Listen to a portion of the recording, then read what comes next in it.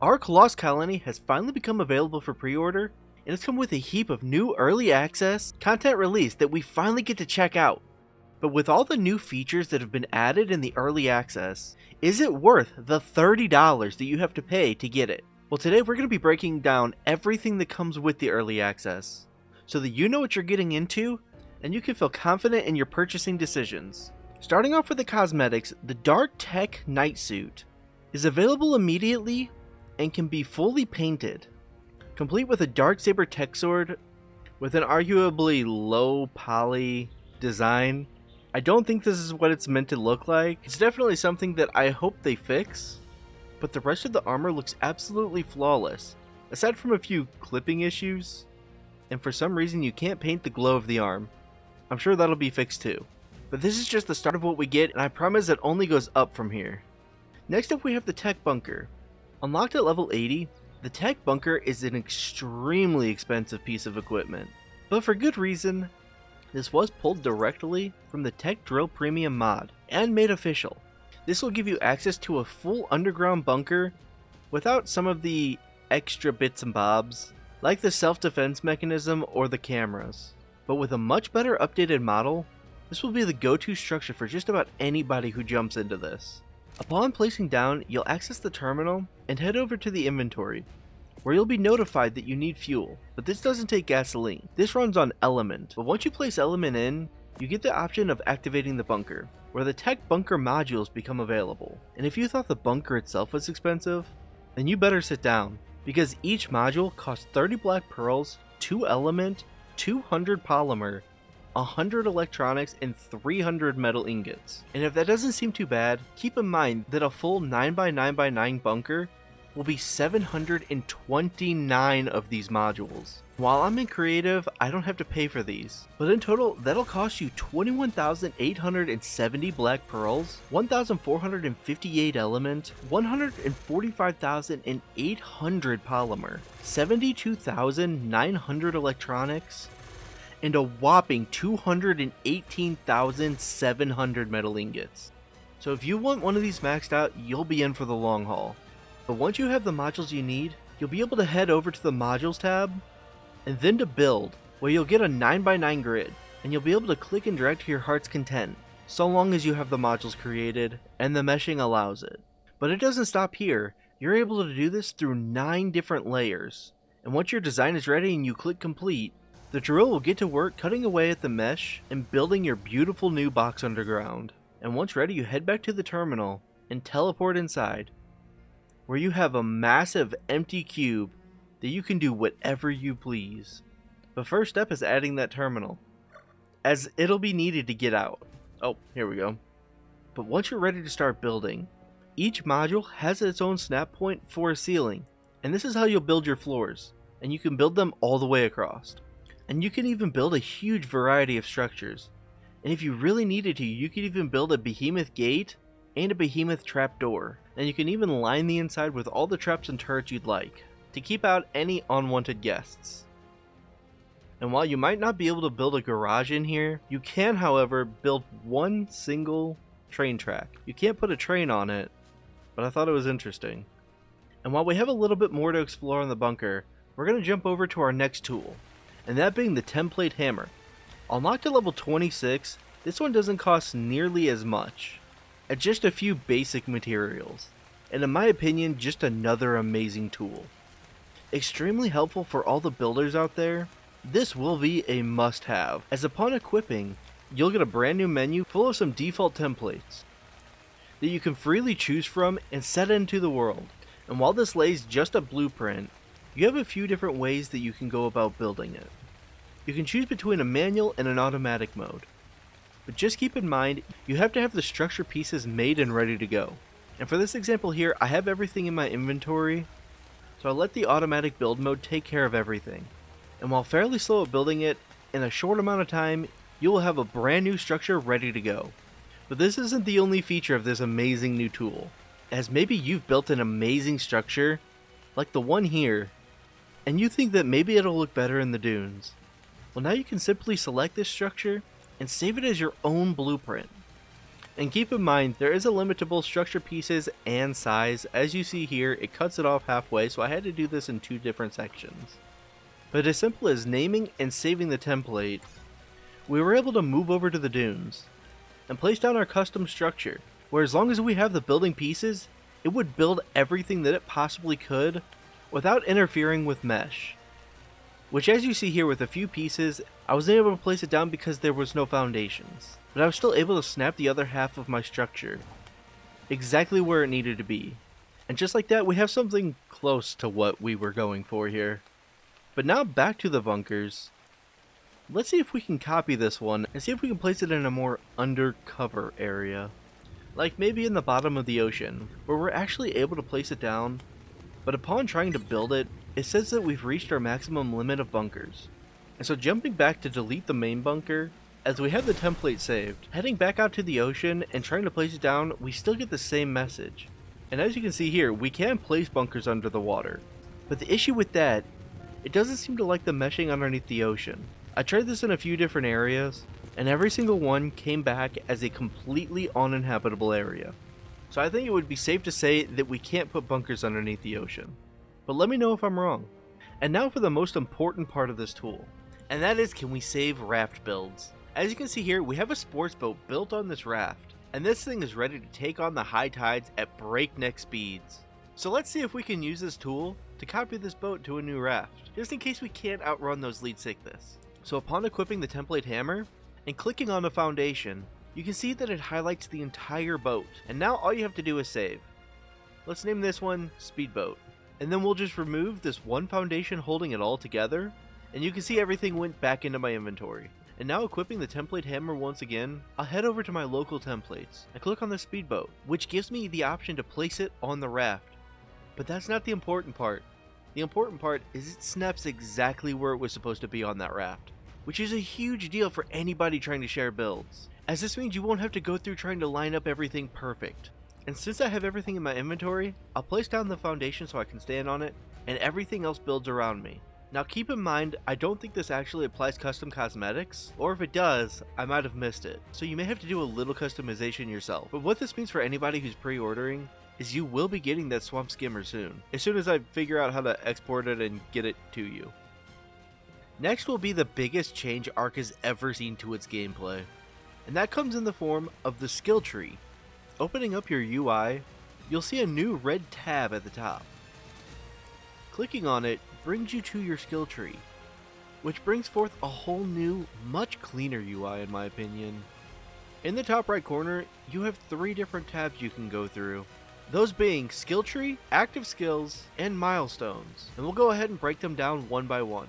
In the skill tree tab, you will see all the skills that you can purchase. Starting in the center with a free one that does nothing, it branches out into 3 different directions. The first of which is well-oiled machine, reducing the repair costs of items and structures by 10%. Followed by experienced killer. Your mounts gain 10% increased experience from kills. And hot-blooded. Your natural health regeneration is increased by 100%.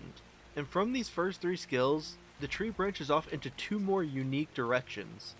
Firstly, coming out of the well-oiled machine, you'll have strong back, reducing the weight of structures in your inventory by 10%, which will be very helpful with the template hammer. And from there, we get mass production. When you craft ammunition, you have a 3% chance to produce twice as many.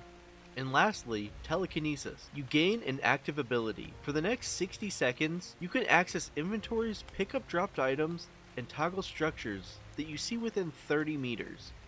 Coming out of the other side of well-oiled machine, we have Speedy Harvester.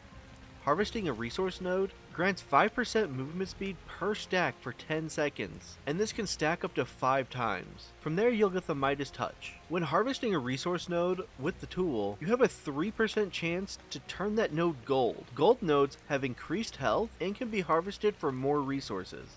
And I don't know about you, but I'm excited to try this one with a Dunkley underwater. My metal gains are about to be insane. And last on this branch is Tracker. Gain an active ability. For the next 60 seconds, gain the ability to track any or all of the following within 80 meters. This includes enemy players and tames, enemy structures, resource nodes, any or all, crystal, obsidian, metal, pearls, silicate, oil, sulfur, and element. And now branching off of experienced killer, first we have bonded taming. Creatures you tame gain a 10% imprint bonus for you. And from there we get imprinter. Imprinting creatures you are raising is 5% more effective. And finally, twin imprinting. Gain an active ability. For the next 60 minutes, the targeted ally shares your imprint bonus for creatures you have raised. And now from the other side of the experienced killer, we have Mounted Opportunist. Whenever your mount kills an enemy, it has a 5% chance to instantly restore 10% of its maximum stamina. And next is Essence Eater. Whenever you kill a creature with your mount, it has a 10% chance to gain 2.5% increased damage for 20 seconds. And last in this branch is Spectral Mount. Gaining an active ability, for the next 15 seconds, your mount becomes spectral. While spectral, it cannot be targeted by wild creatures, it ignores all stamina costs, and you cannot be forcibly dismounted from it. And for the last two branches coming out of the Hot-Blooded skill, first up we have Bloodlust. When you kill an enemy with your melee weapon, you gain 10% movement speed. And then we have Barbed Blades. Your metal sword and pike attacks have a 2.5% chance of causing bleeding, dealing 5% of the target's maximum health as damage over 10 seconds. And Cursed Reflection. Gaining an active ability, for the next 4 seconds, you reflect 50% of the damage you take back to your attackers. And now for the final branch, first we have Heavy Footed, and this is the one that we had seen in the trailer. You take 10% reduced fall damage, and when you do suffer fall damage, you knock back enemies within 10 meters of you. Next is Smoke Magician. Smoke grenades you deploy last for 15% longer. Throwing a smoke grenade instantly breaks you out of any trap, and drops aggro from creatures while you're within the smoke. And lastly, we have our final active ability, Spirit Rush. For the next 15 seconds, you gain 100% movement speed, and phase through wild and your own tamed creatures. But now moving over to the next tab, we have our active skills. And the way they work is it becomes an icon that you can drag onto your hotbar once unlocked.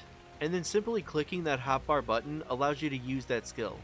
And the final tab is the milestones, and this is how you unlock all of your skills. Which I'm very happy they didn't tie it to levels, as I thought that might be a little bit boring, especially for everybody who's already max level. So as you can see here, you have 3 different options. First Tamer, Silent Hunter, and Baby Whisper. I think these are randomized, so you might not have the same ones as me, but each has a first step that's currently unlocked. And the way I understand it is you have to complete all 3 of them in order to get the 3 skill point reward, but once doing so, it resets all 3 milestone paths. So I would just focus on one. And do keep in mind that some of these skills have red numbers. Those are actually changing values. They get better as you increase the skill. And now finally for the last little bit, we have some new creatures. One of them coming directly from Lost Colony, and the other is a fantastic tame that you essentially get for free if you're buying the pack for 30. But these coming in as the Veilwind and the Drakeling. Starting with the Veilwind, this is the Arctic Fox, but it looks more like an ice weasel to me. This little fella is actually our second official companion, and when set into companion mode, we have a ton of whistles we can give it that ends up buffing your character. You can have one that's active at all times, and another one that can be activated for short bursts. You're able to buff your defenses, your attack, and your movement speed. But these little fellas have another trick up their sleeve, as you can actually whistle to call friends, which summons 2 more to follow your friend around for a short time. And yes, you can damage them, and I tested what happens when you kill one, and it just portals out of there. And with supposedly a much bigger role in Lost Colony, it's said that we'll be able to mutate these, sort of like a Ferox I guess, into one of 2 different forms. And one other thing is they are crazy attackers. They teleport behind the enemy to flank, but they can also do this to flyers, which is just crazy to watch. And lastly is the Drakeling, a handheld fire-spewing dragon that comes in one of 4 flavors: spring, summer, autumn, and winter. And grabbing one gives you a ton of new little icons in the bottom. And that's because each of these give you 2 shared buffs between the 4 of them, and 1 special, with Native Biome Boost giving you plus 10% XP and plus 10% loot quality. But they each also give you an aspect, boosting in different ways, and also giving the gift of its season, which allows you to pass its aspect onto other tames for 60 seconds. And lastly is the Draconic Knowledge. And as you can see, we have 0 stored XP at the moment, but over time, using this guy in your hand, they'll gradually put aside some XP that you can later gift to another creature. And as you can see here, I have 30,000 experience. And as you can see here, I have 30,000 experience to give out. But when you look at another creature, it shows you getting a gift yourself. So, if we pop this onto you now, you get 30,000 experience, which I think is actually over the max for my... Yeah, it's actually over the max of what I could actually have on a creature. Because I have all my stuff set differently. But that got us the Ascendant Dragon Horde Key. Now, it requires a mounted Drakeling to ping the location of a Dragon Horde. Okay, there it is, right there. So let's go ahead and just fly over there really quick. Oh, it's actually, it was really, really close. And ignore everything that's tamed. I just force tamed an area to get this experience. Alright, so... Oh, there it is, right there. Okay. And then we can access the inventory. And there you go. Hazmat, Ascendant, Gilly Ascendant, 19 regular kibble, some, a lot of metal arrows actually, a lot of advanced bullets, and some free curry. This might not be what everybody's getting. I don't know if these are affected by my reduced loot drops, so keep that in mind, that yours could potentially be much, much better. You could be getting a lot more than just, you know, a okay shirt and okay hazmat shirt, so keep that in mind. But there you go, that is another form of getting the treasure chests. And oh yeah, it's ticking down right there. Alright, and so that brings us to the end of what we get with the new Lost Colony DLC pre-order. I hope you enjoyed, I hope you learned something new, and let me know what you guys think. If you decided to buy it after this, I would love to hear it, and if you did, I would love to hear what you're thinking about all the new things you're getting. Anyways, thank you all for watching. If you enjoyed, you know what to do down below, and I will see you all in the next one.